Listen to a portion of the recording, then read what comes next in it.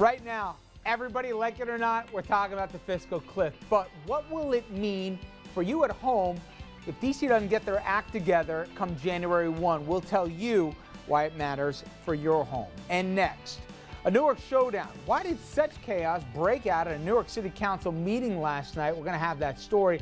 And later, will kids stop going to college? Sounds like a crazy question, but with the rising cost of tuition, will some kids say it's just not worth it? I'll skip it and get a job. Good evening, everybody, and welcome to RFL. I'm Richard French. Those subjects and much more for the next 60 minutes. Thanks a lot for joining us this Thursday evening, December 6th. Now, we all know where we are on the calendar here. Hanukkah comes this weekend, Christmas and New Year's right around the corner, and people making their holiday plans and, if you're like me, just getting your act together in terms of getting the shopping done.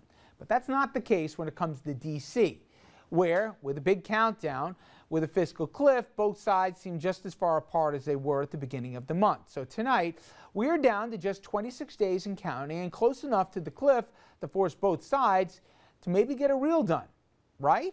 Well, the real answer is probably not. Once again, we have made it to 6 p.m. without any sort of movement in the fiscal cliff drama, or at least none that we can see in front of the cameras. So what we are really seeing or not seeing behind the scenes, I want to bring in Andrew Whitman. It's like reading tea leaves here, Andrew. What is or isn't going on? We agree on this much. The president's got leverage in this conversation, but does he really want to make a deal before 12/31? What is in the deal? And I know next segment we'll talk about why this matters for everybody at home, because it's not just political drama. But at least in terms of what happened in public today, Rich, cue the crickets, because there really wasn't all that much. With so many Republicans calling for greater leadership on the cliff from President Obama, today the president was in Virginia talking cliff impact with a family. For them to be burdened unnecessarily because Democrats and Republicans aren't coming together to solve this problem gives you a sense of the costs. For the record, that family not part of the fiscal cliff negotiation. Those looking for positive developments on the cliff, they're hanging their hopes on a telephone call. It happened yesterday. Obama and John Boehner on the phone together at the same time. So what did the two leaders talk about? Nothing more to offer except to confirm that there was a phone conversation. There you go. They talked. Right now, the two biggest remaining sticking points appear to be from the White House's proposal, insistence on tax rate increases on top earners, and the effective end of the debt limit, at least through a substantial portion of the president's second term, an idea that Republicans are simply not warming to. He showed what he's really after is assuming unprecedented power to spend taxpayer dollars without any limit at all. Meanwhile, more Republicans are coming out with a willingness to give on upper-end taxes if, and this may be a big if that concession leads to serious efforts at cutting spending. The most of the focus there remains on entitlements like Medicare and discretionary spending, and not on defense spending. Rich? All right, Andrew, thanks for all of that, or for not much at all. They made it easy on me today. Yeah, exactly. All right, let's bring in our panel here. The old gang's back. Jeannie Zaino, Dean and Professor of Political Science at Ione College, always one of our favorites, and Dominic Carter, political journalist and author, well rested from his vacation here. You didn't miss much, Dominic. You didn't do anything. It right? seems that way. Exactly, It seems right? that way. Now, we've talked to lawmakers. We spoke to Senator Gillibrand yesterday. I know we're going to be speaking to Congressman Willow, who just got made head of appropriations, or at least ranking member in the House on it. But I suspect they're not going to tell us more than what we know. Your gut, and I'll start with you, Dom. Do you think much of this is posturing for the cameras? Because what we heard on Sunday from Tim Geithner, and also this week, and what we heard from the president is basically read my lips. There is no deal unless there is top-end taxes that are going up, and I also get other things. Like, I want to know that we're not going to go through this debt ceiling fiasco every 60, 90, 120 days here. I want certainty that that's off the table for the next 4 years. You think the president's just posturing, or do you think he holds out for a deal that he thinks he's got leverage to get?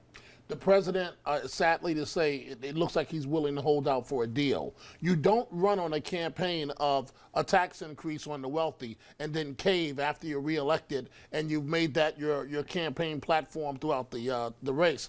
The Republicans, I mean, I don't know what's going on with our leadership. It's really sad, Republicans and Democrats. I mean, I know that may sound a bit naive, if you will, but it's really unfair, Richard, to the American public. We're going to get into what all of this will mean. It's greatly unfair that every decision comes down to the 11th hour because these guys can't play in a sandbox together. You know, I would have thought, Jeannie, that by now I could at least say with conviction to the public this is what they both want, and this is what they're both going to settle for. I don't know with any certainty what the end game, I know what the president wants, and I know what Republicans want in theory. I think the Republicans have found religion that they know they're going to have to raise rates on the top end. I know the president knows that he'll get that, but he wants more. Well, I don't blame him for asking. I don't know if he's not going to take a part deal at the 31st, or he's going to say, this is my best chance for leverage here. I'm not going into February hoping that they'll do something with this. I got him over a barrel, and I remember what happened for the last 4 years, what they did to me. They're going to pay now. Do you get the sense, will he take a part deal, or is he going to settle for the whole enchilada or nothing at all? You know, originally I thought that he would settle, and now I think he may not. I agree with Dominic, it may not happen, because I think he's looking forward saying, this is the best I'm going to do. Now is my time post-election. The longer he goes from that election, the worse it's going to get for him. It's a much harder time for a two-term president in that second term, and it gets worse as it goes on. He becomes a lame duck. He won't be able to get what he wants then. So he's probably has a real incentive to stick to his guns. Yep. That said, I agree with Dominic. This is very sad for the American public.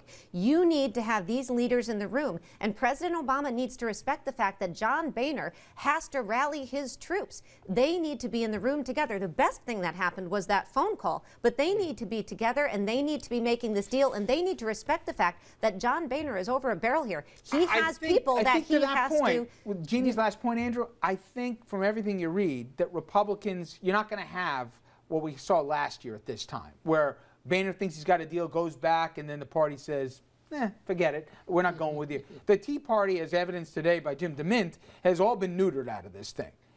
That said, my question to you is, a lot of people think that if the president plays this to the end, he's going to win. But he could win for trying, that there's other stuff he wants. He wants to get a deal on energy. He wants to get a deal as it relates for education. He's got some big picture things for a legacy for his second term. He's a smart guy, and he knows history as probably as well as any recent presidents. Do you think, what's your gut say that at the end he's going to be willing to settle for? I think if it goes too far over the cliff's edge and the impact starts hitting home, that he'll settle a deal. But even though you've been saying forever it's not a cliff, it's a slope.